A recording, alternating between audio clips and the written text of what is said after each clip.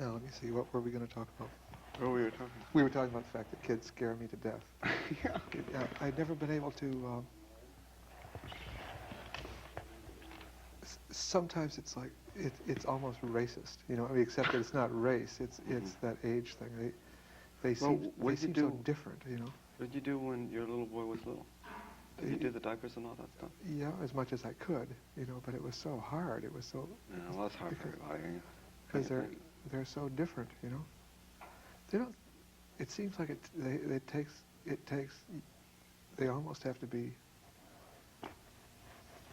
30 years old or 20 or 5 years old before... Really? Before I feel like they're the same race as I am. They always feel to me like they're sort of from a different planet or something like that. They're different, yeah. I don't have any trouble spending time with them at all.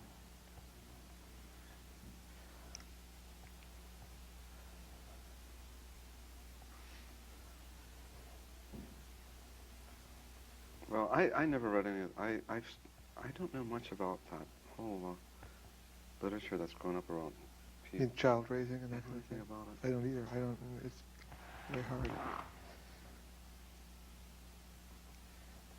Do you mind if I ask you if you have? I mean, while we're on the subject, how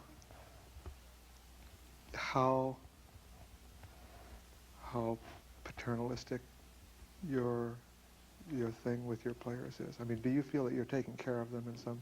Sometimes I do. I mean, you feel like you're actually taking care of them No, financially and emotionally? Oh, well, financially, of course, it's a fact. You actually support them, or your activities? At this point, we're able to, when we're not playing, when we're not being paid for concerts, we're on unemployment. Yeah. So that makes it, and the way things are now, unemployment seems to have become a permanent fact of everybody's life now, so that it's by far the best way of funding any kind of a But group. you have to work a minimum number of weeks. Well, we do. You do work? We do. We work that. The minimum is 20, and we can do that. Do you... This is the second or the third? This is the second... We're into the second year of unemployment. Where your activities as an ensemble Supports are the group. thorough enough so that that with the unemployment it can support the whole Absolutely. group. Yeah. Absolutely. But it doesn't take that. It takes 20 weeks. Yeah. And that means the other 32 are paid for. Yeah, yeah. So you have during that first year you have to get another 20. So you have to start off with 20, you know. Yeah. Then you get unemployment for the next year. Then during that first year of unemployment, if you get another 20, you're covered for the next year. So we're into the third year. But the second year, getting it. But what that means for the people in the ensemble is some of the people cannot. Like for example, Kurt works full time as he's the resident engineer or head engineer or whatever it is at the studio. At the studio. So it's not possible for him. And Michael Reisman's also involved in the studio on some level, so that they for technical reasons they don't qualify because they have other sources. But you get unemployment. Oh, I do. Yeah, yeah. I do. At least 5 other people in the ensemble do. Yeah. And what it means is that someone like Joan LaBarbera or Dickie or John or Richard or myself, for that matter, when we're not getting paid a check for a rehearsal or concert, then we get the unemployment. So if you figure it out, that comes out to about, we get the maximum, which is 95 a week is the maximum unemployment. Yeah. You get 32 weeks of that. That's 3,000. A lot of musicians and actors do that. I know that's a very standard it means thing. that you've got a guaranteed minimum of, if you pay the maximum, which is 190, do that 20 weeks, that's 3,800, and you get the rest, another 3,000. That's a minimum guaranteed of like 6,800. Yeah. So that's not that much money these days, but not any money at all, really. I mean, it's enough to, like, you can pay the rent, and everyone else in the group has other work. Yeah. Do you do anything else besides no, the group? You're the only one that doesn't have any other work. Well, I've had to work in the past, but I'm not working right now. I'm able, but it's only recently that I've been able to get money for writing music or for being who I am. But do you? I mean, it's sort of, it's kind of obvious. But do you feel that do you think that development where the activities of the Philip Glass Ensemble are supporting these people. Is that changing your ideas about your musical development and what you can do and what you can't do? And no, I don't think really. In a way, though, you see, it's taken us. Let's see, the group really began 8 years ago. yeah, And we've been together. We began actually making any kind of money at all only in the last 3 years. yeah, So the first 5 years at this point, the first 5 years we played together because, well, first of all, there wasn't anything else to do. There wasn't a new music scene except what we did. We were younger then. There were a lot of reasons why the money wasn't a big factor. well, it couldn't have been a factor at the beginning. I mean, It couldn't possibly be. yeah. At this point, the ensemble is an economic unit. I mean, it provides, in the same way that I think the Duke Ellington Band was an economic unit for Yeah. him, the Count Basie Band. And there's nothing wrong with that at all. It's just a fact. And it has nothing, in a sense, I think it doesn't, the artistic choices aren't, I think they're not unaffected by it, but on the other hand, I don't think that's a bad thing. Oh, here it comes. I don't think it's a bad thing. It's just another kind of reality. For example, what I'm doing now, I just been working on this piece with Bob Wilson, this Einstein on the Beach, this opera that we're doing together, and I built the group in. I built all the music was built around the ensemble, and then I added the voices, and so it was a way of keeping. You see, I thought of it this way. Well, after the opera's over, I'll get at least 2 programs of music out of it. Yeah. Two concerts. Two yeah. different concert programs will come out of that. Yeah. Plus your recording. I mean, you'll have Plus there'll be other things involved in it too, and it makes it. See, for example, when I got into this, it made it much easier for me to work on the opera in the sense that I knew who I was writing for.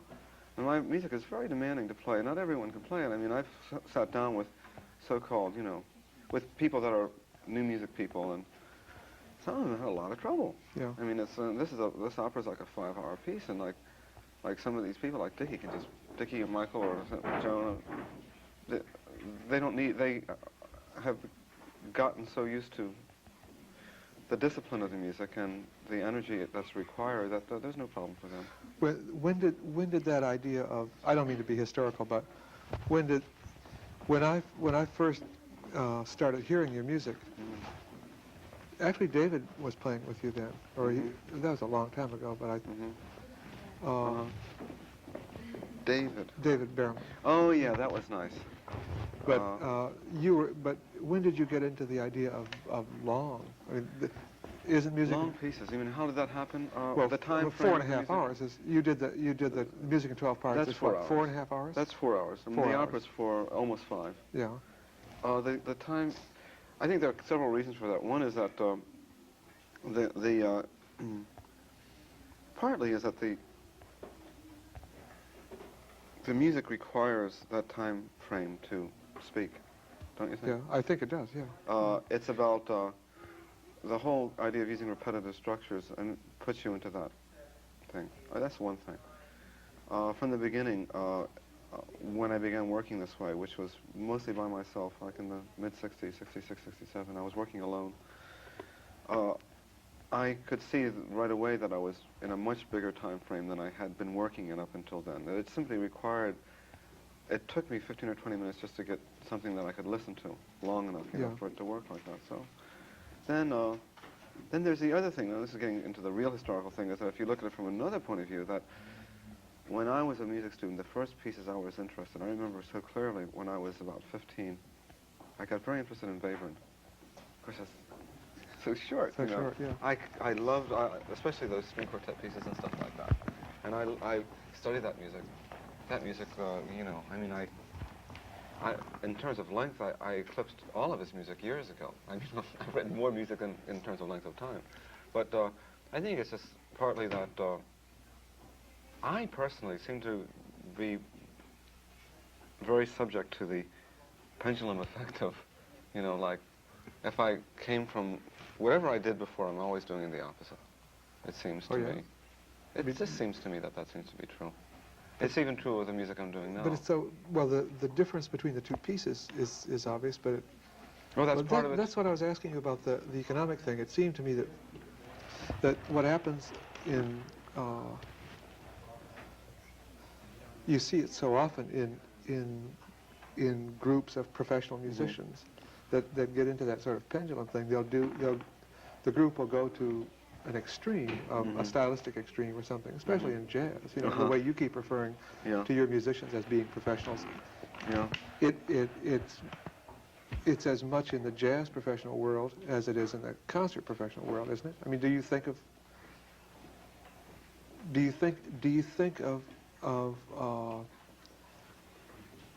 that pendulum effect as affecting you as I think it affecting you affects me in all that the time professional in a world? lot of different ways. Yes, partly that has to do with another thing. Like when I was a student, I was very far from. I don't think I imagined that I would ever actually be making my living as a performing musician. When I was a student, a music student, what you did in those days was that you wrote your music and you gave it to someone else to play. Yeah. And you got a teaching job, and that was it. You know, it was very ivory tower kind of thing.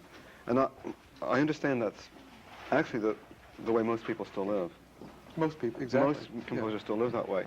But, and as a student at Juilliard and whatever, in fact, we were discouraged from playing our music in a very insidious way because we were surrounded by such good players.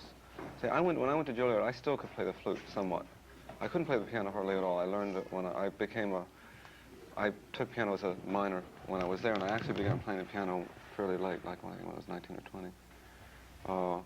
But I could still play the flute fairly well, but there were so many good flutists around, it was pointless, you know, to play it myself when you weren't encouraged to do it. In other words, the idea was that there were these people there, they were the musicians, and we were the composers, and when you wrote the music, you gave it to them. Of course, I mean, I think that was a real defect of that system, looking back on it now.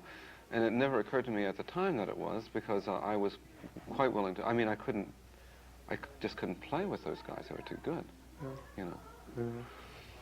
So, and now I make my living. I mean, I think of myself as a practical musician, and I'm not as good a piano player as some of the keyboard players I work with, because like someone like Michael, he's really, you know, he can do anything. Yeah. You know, we've had other, but it's not always required. Like, one of the best piano players we had was a guy named Robert Prado, who was actually a trumpet player. But like me, he picked up the piano as a second instrument. And the thing about Robert was his sense of time was just faultless. It was, we didn't even have to count down a piece. I could just go like this. And we always played together, and it seemed like within the first two eighth notes, he knew that I tried to fool him, and I couldn't. Yeah. He was a very, very good musician, but he wasn't really a piano player. Do most of your players come out of a jazz background? Or Robert Prado was another boy from Louisiana. He's dead now. He died in an accident. Yeah, I read that. Really, and then Dickie Landry was from Louisiana. How did you get connected? I mean, really how do you funny. get connected with Louisiana? Well, I was living in New York, and I was a good friend of mine was Richard Serra, and I knew a lot of artists. I've always known a lot of artists. I think I've gravitated to the artists in a way because they were always more open than the musicians. Yeah. You know, and I always liked looking at what they did. And they were more interested, really, in what I was doing. In life. And, yeah, it was better. Just better. They're more artistic. So I always had, my friends were always there. That's one of the things why I've been in the art world. I've always been in the art world. When I was 15 and 16, my first friends were artists, and I used to go to museums with them. And they showed me, I mean, they taught me a lot about how to look at things. And not that I know that much about it, though, and you're bound to pick up something after a while. But, so I knew Richard Serra, and we were very close friends. We knew each other in Europe, where I had been a student. And when we came back, we were both working. He wasn't able to make a living in those days, nor was I. I think my first job in New York, I was a furniture mover, and Richard had just finished that. He was starting to sell his pieces, and he gave me his truck. So I got his truck, and I began moving furniture. Anyway, we were very close, and I worked with him. I was his assistant for a number of years, too, and which was fun, too. You mean building things? Well, yeah, I helped fabricate the pieces. Yeah. But anyway, and one of his friends was a man named Keith Saunier, who was another, this is back in 67, 68, when we were all getting to New York at the first time, and these people since then have become very much established as the not so younger now, but they were establishing themselves as the young movement that kind of came after minimal movement, which came after the pop movement, which came after the... And so So you're associated with them musically too. Well, Yeah. I am, but you know, it's you with, mean with Richard Serra. And, yes, I am, but that's really happenstance. I don't think. Well, we can talk about that, but this whole minimal thing, I think, was. It's because my friends happened to be Richard and Keith, and I knew Don Judd, and I knew all these people, and Michael Snow. But I wonder whether that's really true.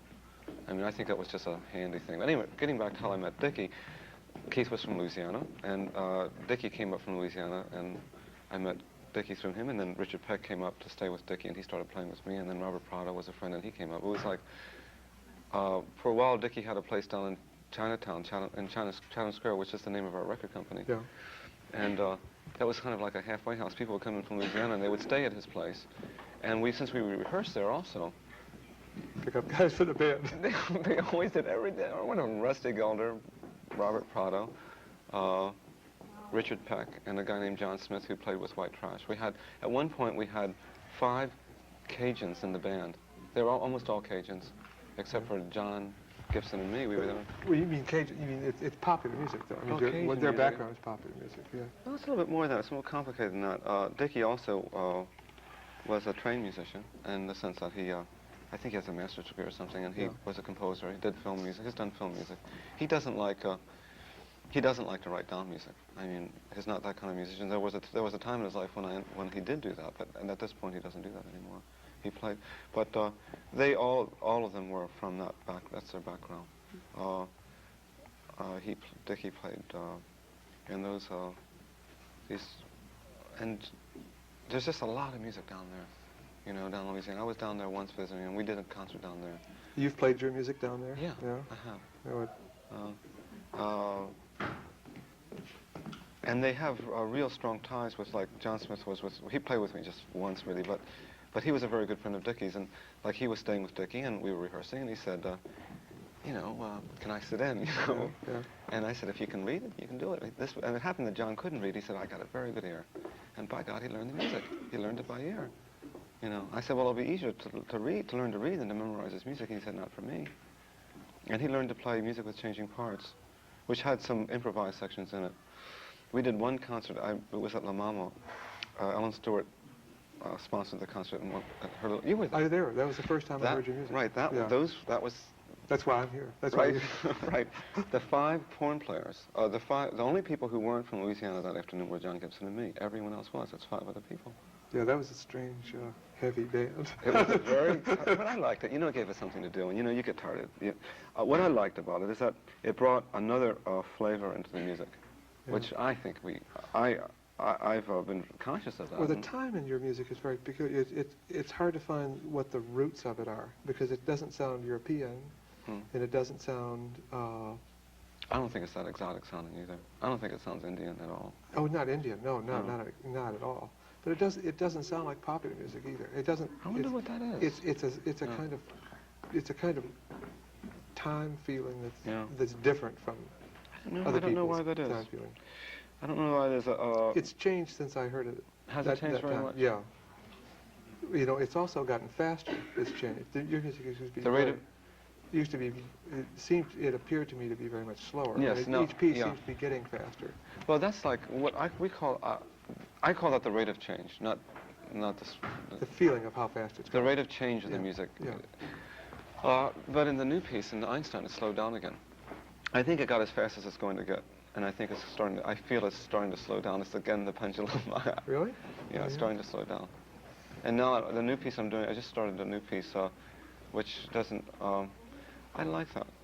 I'm starting to think again about what happened was I started out with a very extended time sense, and gradually the rate of change became quicker and quicker until the second piece we did, the long piece from Einstein, the rate of change is really quite quick. Yesterday, you mean yes. What we did in the second one. Videotape. And besides that, there's sections in it. There's different kinds of music in it. And now I'm writing a piece now which is much more like the pieces I wrote in 1968. Without, less structural change. Yeah. Because the piece yesterday went, the way it breaks down into smaller parts makes it seem to go very fast. Well, it occupies a lot of time. I know. Well, it was another way. See, in a way that I darn near can't play that piece under half an hour. I mean, you know, and one thing that's happened is that the piece is if the rate of change increases, the overall length of the pieces can increase as well. But those things are just, I tell you, I just go along with those things. My feeling about those things are extremely subjective. I was thinking yesterday that when the band, when the group of people that you've been working with has been together as long as yours, you must get into things that that are sort of special skills. Oh, sure. Yeah. I mean, yesterday, I mean, the music for Einstein has those strange breaks in it that are really special skill kind of breaks. Mm-hmm. They're very surprising. Which ones are you thinking of? When the sections change, you'd be going, everybody jumps into a new sort of feeling. Yeah. And well, you know, when I do the parts now, when I'm writing the pieces now, I write the parts for the players and not for the instrument. Sometimes I don't even know what instrument they're going to play. Like Dickie can play alto or tenor or flute. Yeah. Well, it's not orchestrated for. It's orchestrated. It's orchestrated by the person in a way. The instrument can actually change. Do you do that in concert? I mean, do you make those decisions before you reveal the piece? Well, I do it to an extent. Like in the rehearsal period, we'll have pieces that I'll think it'll be a flute that Dickie will be playing, but when we get right down to it, we may change it. It may become a soprano. But when I write the pieces out now, I don't write the scores anymore. There aren't any scores. They're just the parts. Just the parts. Yeah. So there's no need to write the score. No one's going to read it anyway. And I tell you, it takes an awful long time to write those scores. And I found a way of getting. And the only reason I started to write the score to Music in 12 Parts, which is that 4-hour piece. Yeah. And I made a score for part 1, and it took me about 4 days. And I figured at that rate, it was going to take a lot of time. 3 months. I wasn't going to do it. So. Yeah. I said, well, I wanted to copyright the piece because I wanted to make the records. So what I did is I took all my parts, and I called that the lead sheet. Yeah. And I sent that down and said, this is the lead sheet, and everyone plays the changes from that sheet, just like a jazz score. Yeah. And they let it go through. I got a copyright on the lead sheet, which, as far as I'm concerned, is the copyright. Mm-hmm. So that meant that the only reason for doing a score was for that reason. Yeah. The other reason would be for foundation people, but I just can't do it. I mean, I'm not going to copy out a score. So what I do now is, the way I do the pieces is I write out my part. Actually, I sometimes don't write out my part. What I do is I'll make the notes to the piece. And sometimes I'll never have a part. Then from that I'll first write Dickie's part, then Michael's part, then John's part, then Joan's part.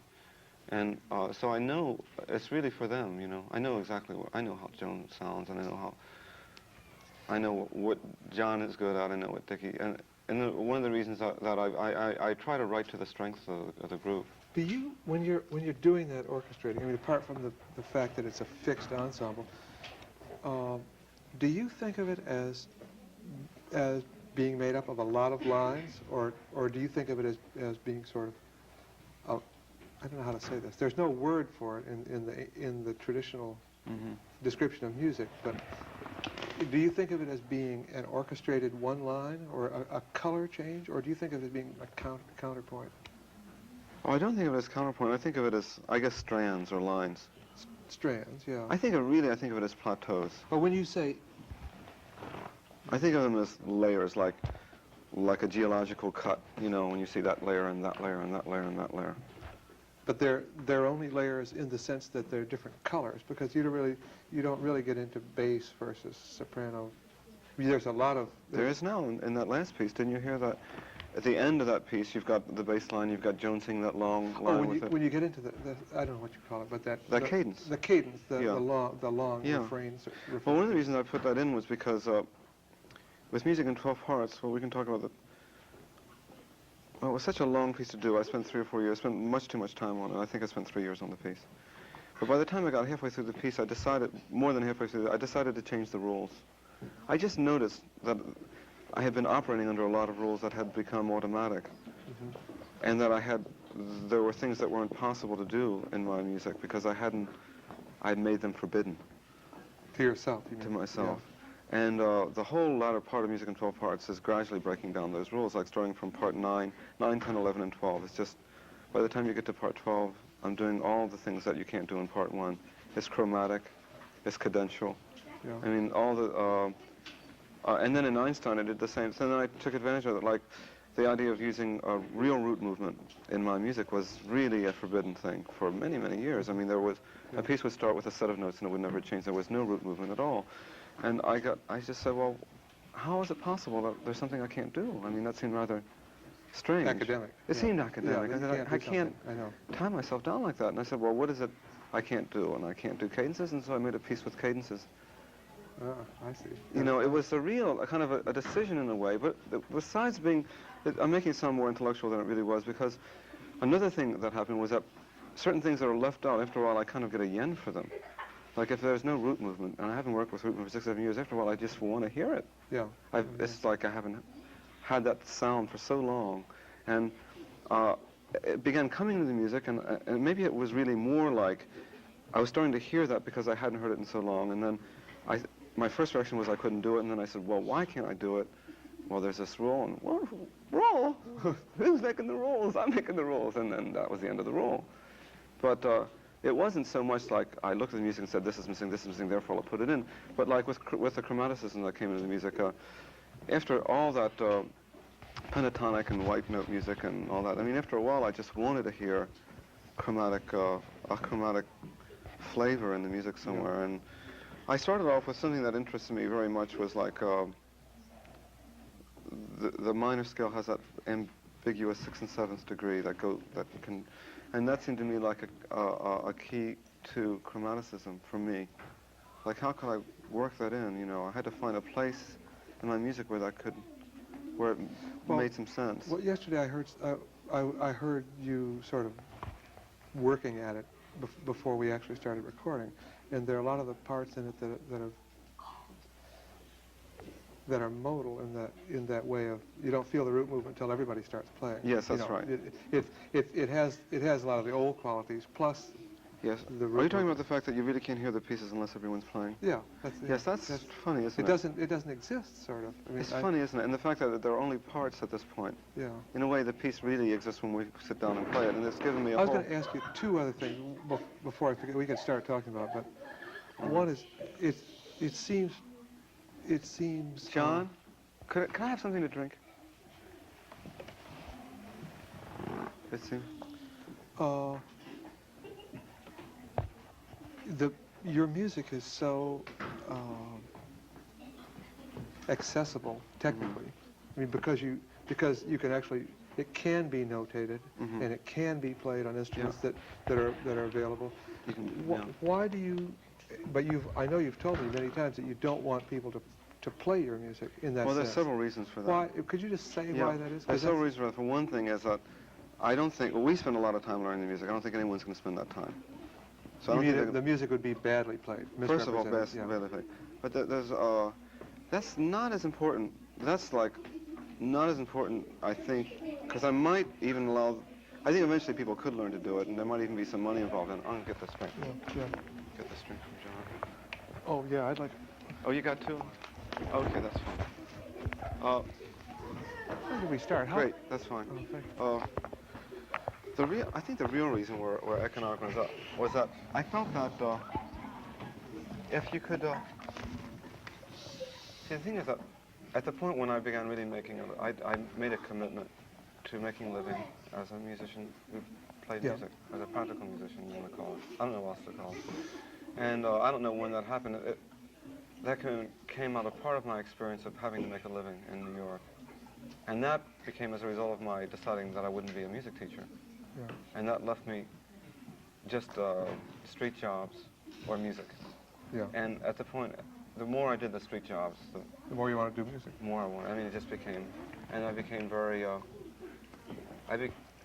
became clever at maximizing my possibilities of making money at my music, because it was either that or putting in someone's sink or moving someone's furniture, and, you know, it's survival. Yeah. I just didn't want to do it. I did it for years, and I didn't want to do it. You mean that playing your music exclusively yourself? I wanted to do it. Well, it has to do with that, because my feeling was this, that if anyone could play my music, then the likelihood of my being hired would be diminished. For example, there was a friend of mine.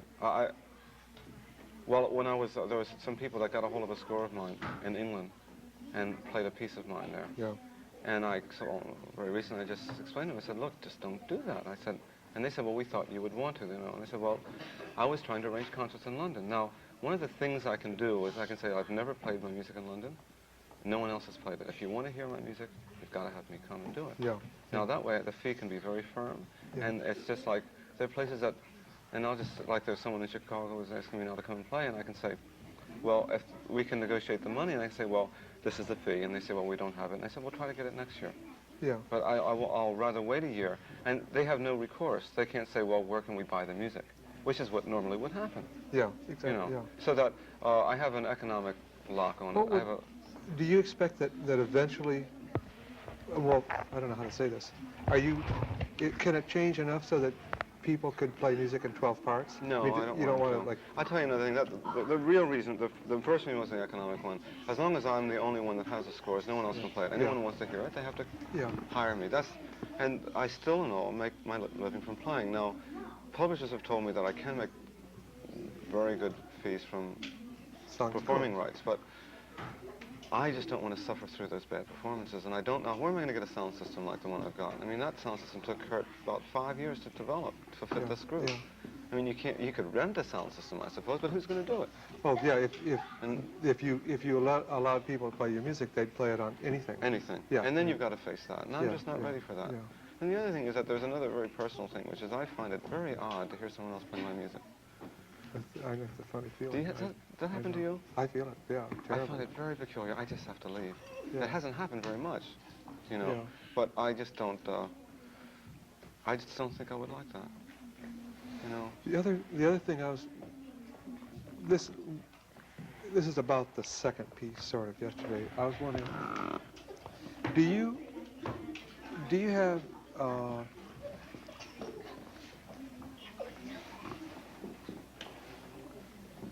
I have to figure out a way to ask the question so it doesn't sound just stupid, but do you think of a format that you have to fulfill before you start, or is there some internal process for each of these pieces that makes a piece last 20 minutes or 30 minutes? I think it's the second idea. I think that what's happened is that as I become, you know, as I've written more and more music, what's happened is that at the beginning, let's put it this way, go back, when I began writing music, I began rather technically. I learned how to write music from my teachers. And my first music was modeled after them. And I studied the same things that we all study, you know, all the harmony and counterpoint and all that. And all the different, you know, the things you do as a student. Yeah. So that I knew a lot about music in terms of what models were there. Yeah. And for a long time, my music was built on the models. I'm talking about the music I wrote before I was 30.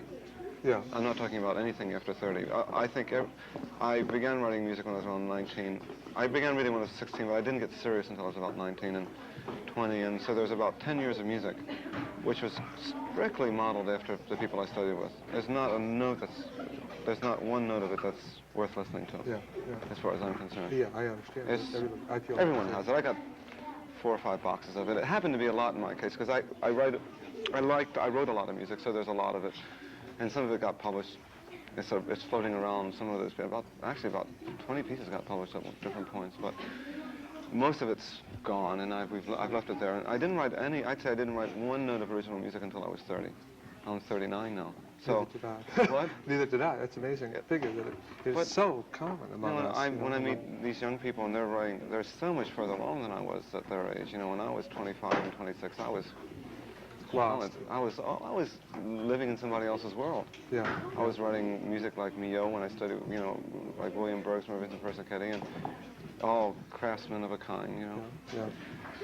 When I got involved with my own music and the models no longer existed, that's when things got interesting. As soon as I was on my own, and that was more or less an accident that happened. I don't know why it happened or how it happened. It just happened to me that one day, literally overnight, I don't know, I was living in Paris. I didn't know anybody else.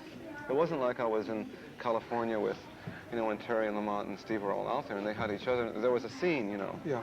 And I was in Paris, and the scene was the Domaine Musicale that Boulez ran with an iron fist, you know. Yeah. There was nothing going through there except that serial stuff. And and some Earl Brown. Earl Brown was acceptable for some reason. They liked his. And then I Yeah, got well, to he hear always was. He was in Europe then. He was living Yes, there. and but there was a different feeling to his music. It was odd for me to hear Earl Brown's music in the context of those concerts because there was something so.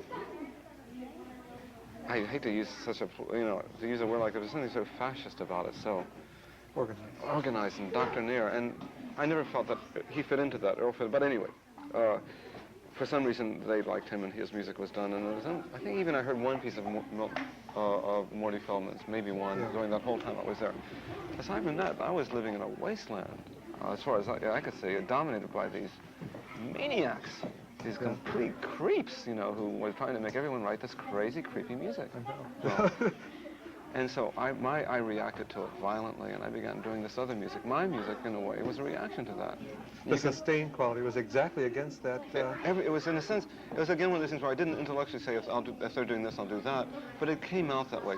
Because that's what I heard around me. I needed to hear something else. I needed to hear something extremely simple that was organized along lines that were perceivable and not just a bunch of gobbledygook that you read in the program notes. Everything that my early music, and even to this moment, a lot of it was, you can hear that way, and that's part of the reason why I've had so much trouble with that world. I mean, my music is an affront to anyone who takes that kind of music seriously. But anyway, the more I got involved in this music, the less, in a sense, I've depended on composers' techniques for writing it. So when you say, well, how do I write the music? In a way, I can say truly that at this point, I really don't.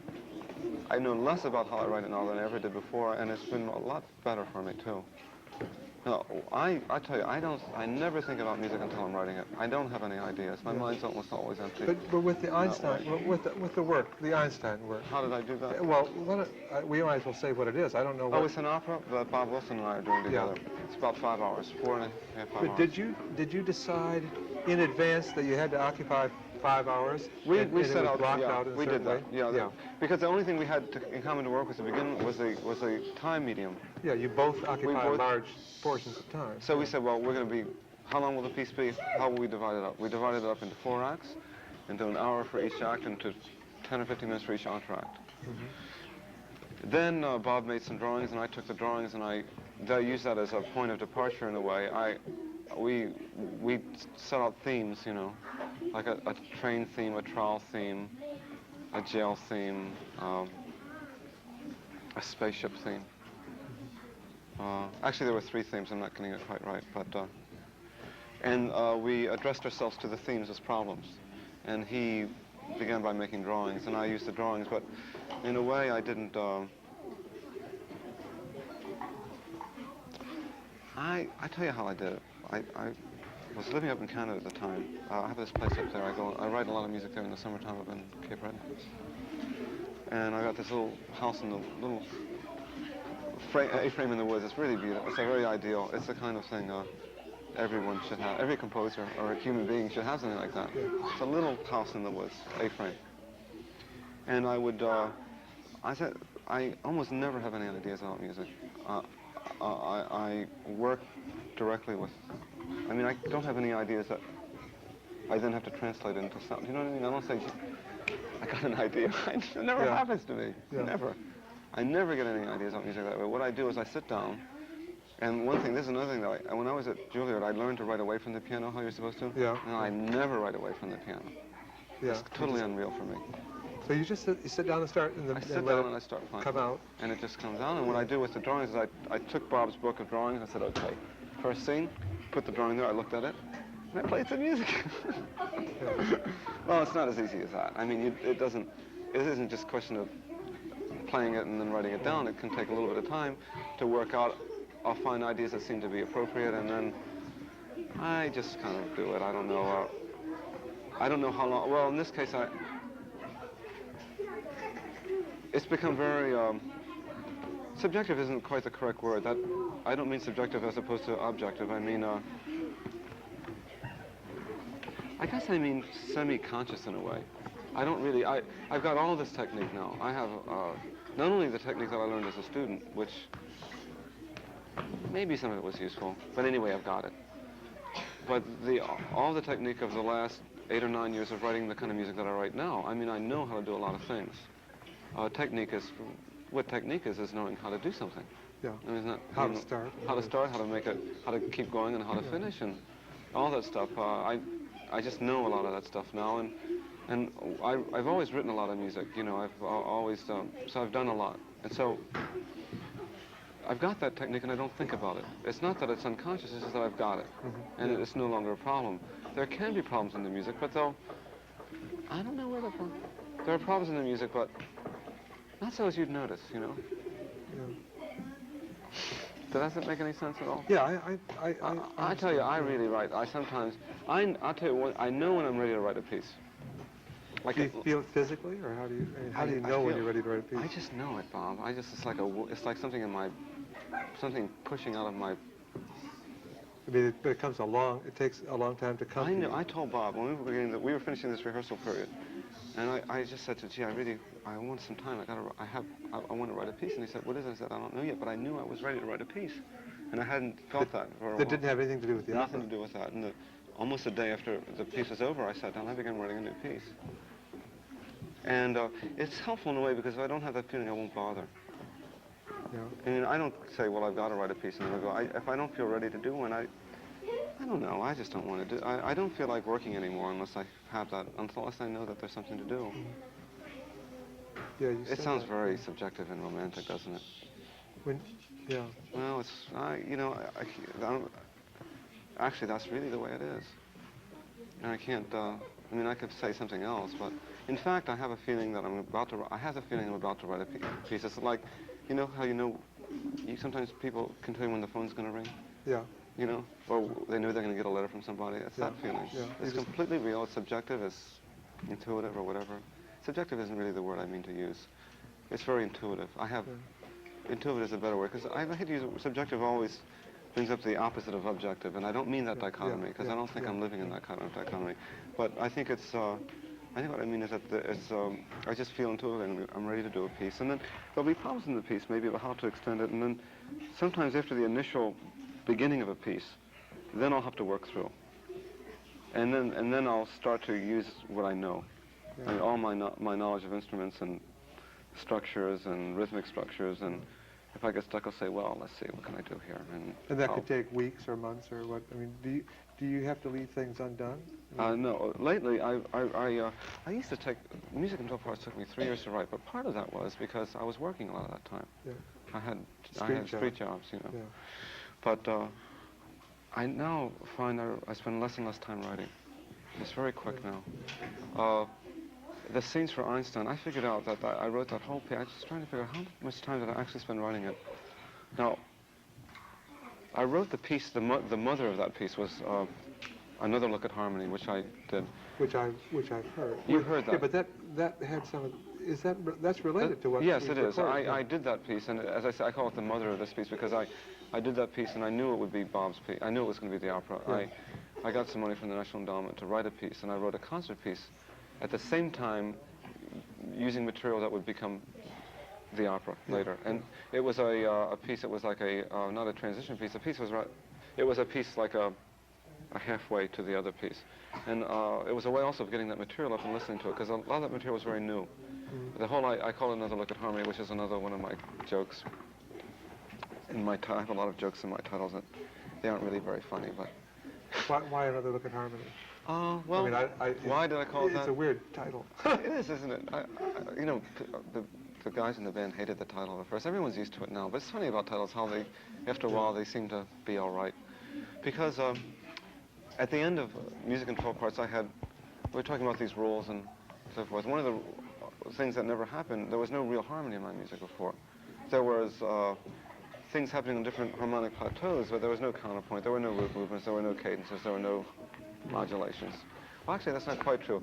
There were modulations in music with changing parts, and in Music in 12 Parts, there were modulations in the themes, in the parts, the modulations always occurred at the break. And they get more pronounced as the piece goes on. Yeah. And finally, it looked to me like since modulation was becoming more and more the content and subject of the work, that I had to just face the issue of root movement very squarely and incorporate it into my music, and that meant harmony, and I just said, well, let's call it Another Look at Harmony. Because, well, when I was a student, I had this teacher in Europe I studied with. She was just very involved in traditional material. Yeah, yeah. And I studied with her for 2 years. I was 28 when I was 26 when I went to study with her. I had my master's degree from Juilliard, and she made me start from the beginning again, and we started with harmony. So when I was 26 to 27, 28, something like that, I was writing first species counterpoint and harmony. Can you believe that? Yeah, I've heard of that. That's Boulanger. That was Boulanger. Yeah, yeah.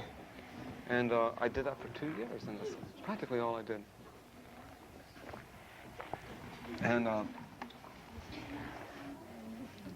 anyway, that's in my brain. I mean, that's like. Have you? When I got involved with my own music, one of the things I reacted, besides the Boulez scene, I also reacted to that. So there wasn't any of that in my music. There was no harmony or counterpoint in my music. And then 8 or 9 years later, I said, well, it's coming back, and so the title was natural to me. For me, it was a personal. It was an autobiographical title. It was Another Look at Harmony. The last time I had looked at it was 9 years before, when I had, for studying music, that's fairly old, at 27, 28, to be writing first species counterpoint. It's a bit strange, but anyway. I don't know. I think it was valuable in a way. What were you going to ask me? Oh, Are we talking? Are we covering? No, that was the question. I mean, I'm sort of. But it seems like the music has always been harmonic, you know. So when it's not been. No, it's but it's not been noise. No, what I'm talking about. When I talk about Another Look at Harmony, I'm talking about root movement. Yeah. I'm talking about a specific. I'm talking about functional harmony, root movement, whatever you want to call it. I'm talking about that specific. I'm talking about the technology of 18th and 19th century music. Yeah, yeah. Right? I think it's interesting that, see, that music's in our popular music. You know, we've never left it. If you turn on, I listen to the radio a lot myself. I mean, I don't know what you listen to, but I listen to the radio. And I hear it all the time. I mean, it's, I hear it in, I listen to WABC and CBS and all that stuff, and that's what, a lot of the music world's involved with that. Yeah. They're not involved with the stuff we're involved with. You know, kids, these kids, any kids, when they start doing music, what they're going to do is learn changes. Yeah. The guys that I play with, they know changes, and that's what I'm, you know.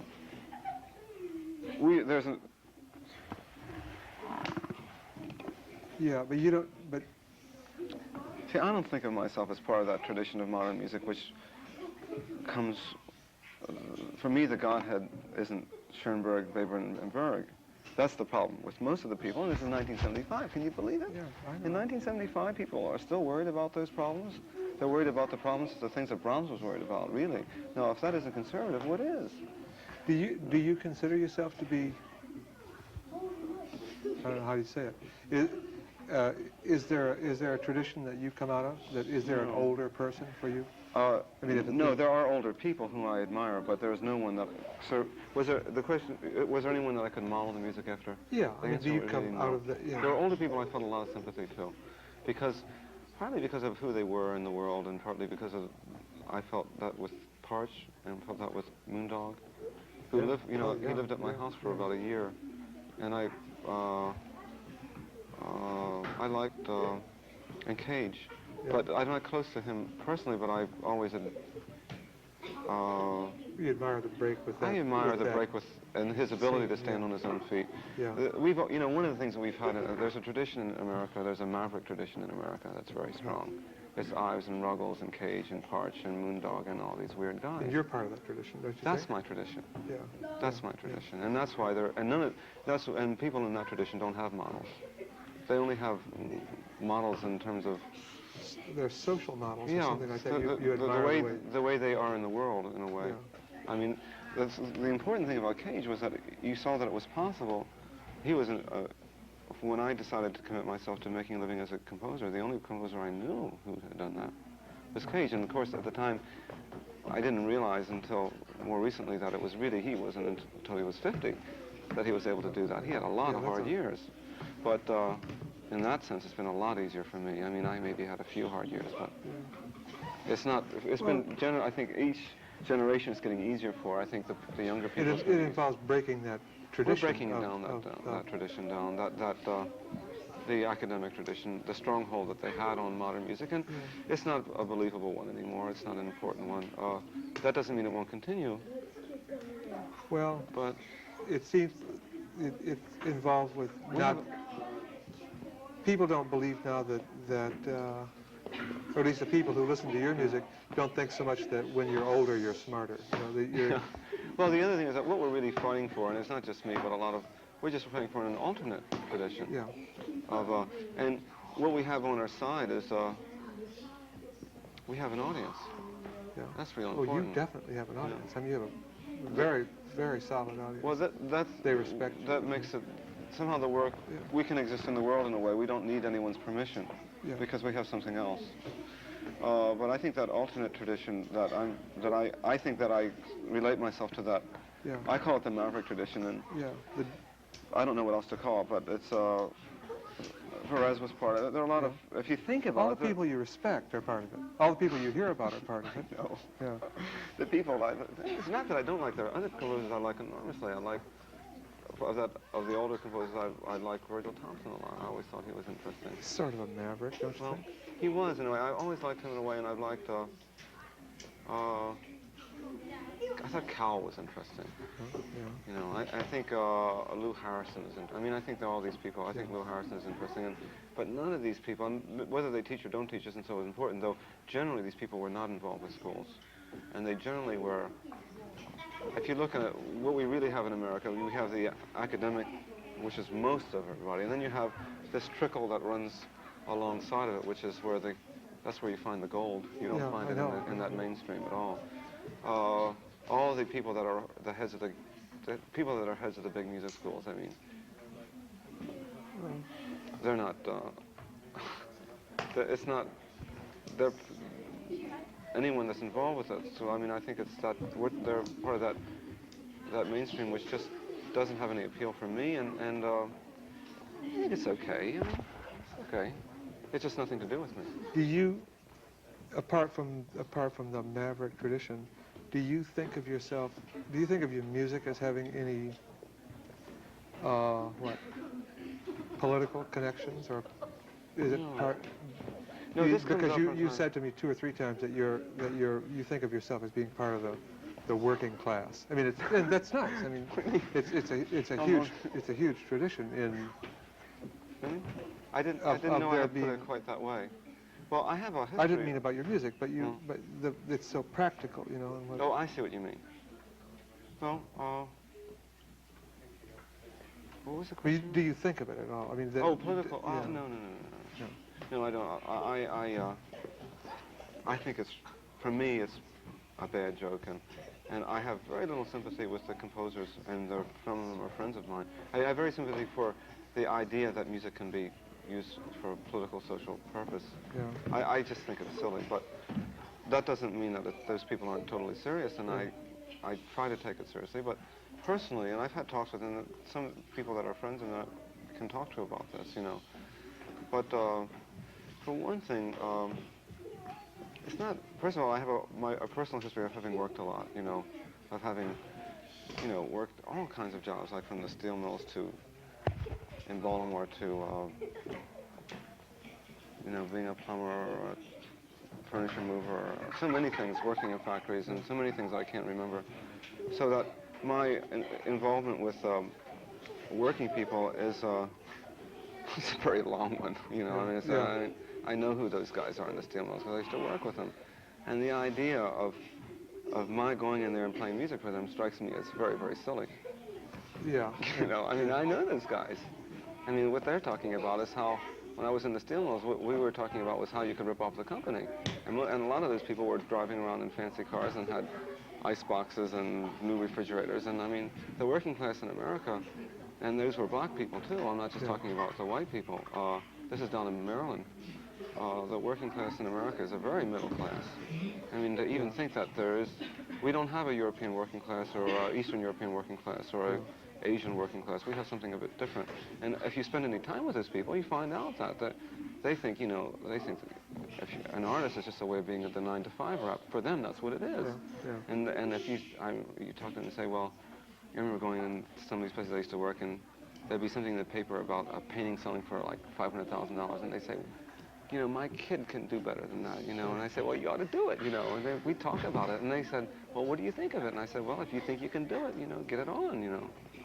And they have a lot of contempt for artists and for the way that we live. And I don't say that they have their reasons for it, but the idea that there's going to be some rapprochement between those two worlds, well, not unless they're not going to change. I mean, you'd have to, you know, like that's what I think popular music did. I think popular music is a plug into that. Yeah. I think that it's possible in that way.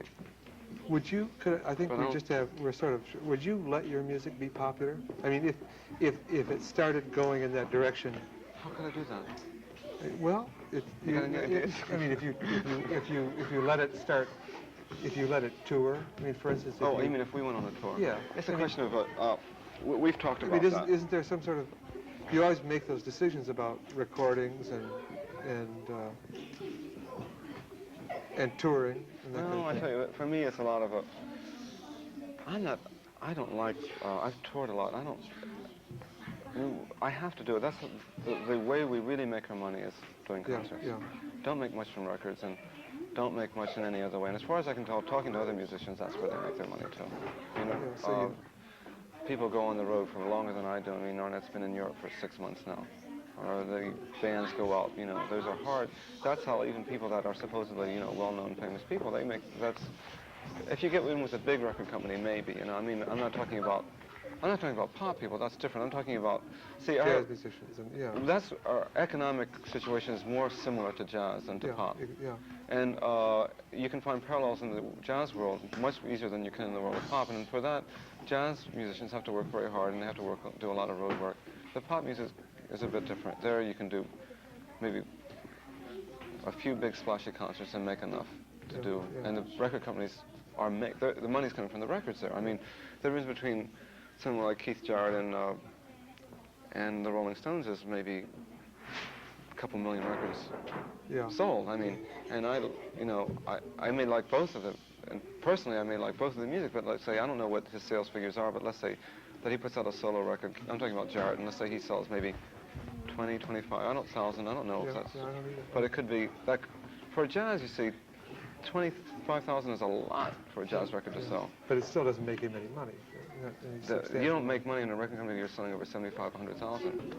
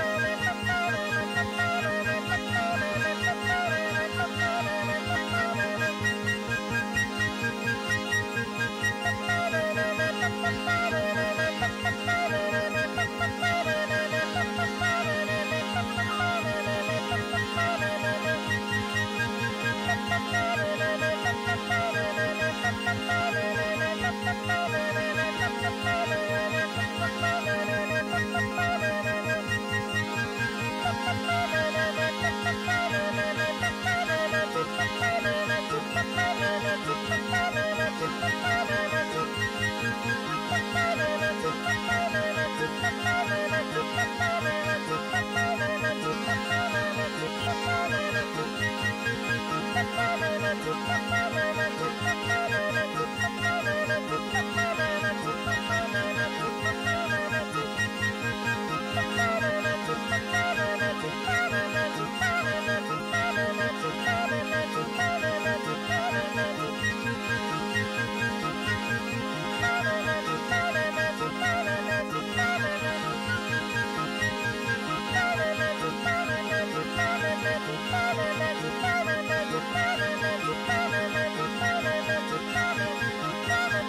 you.